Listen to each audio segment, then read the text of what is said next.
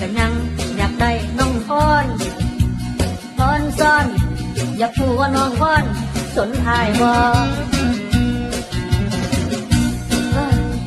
จะเป็นตัวขันงามจะเป็นดังเนาะไปเยี่ยวใจหัวสวนให้เด้อ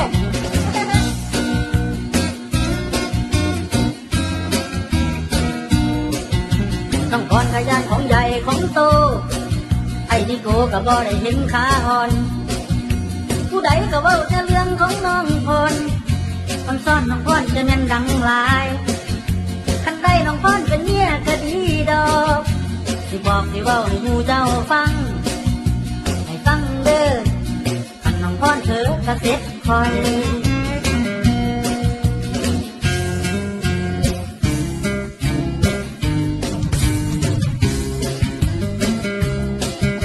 น้องพรก็ญาติของใหญ่ของโต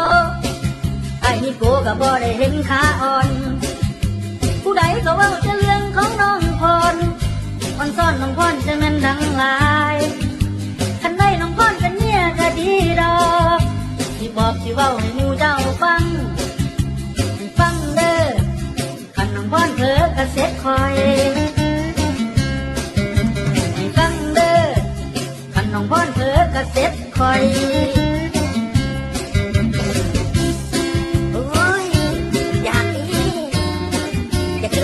อยากกินไข่รถไฟอยากกินต้มเครื่องในน้องพรนี้ปล่อยที่บอกด้วย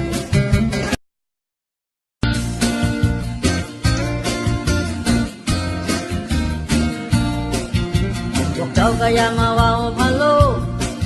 เว้าอีหยังอย่าฟังกันเว้าใหญ่โตบ้านนี้โกเป็น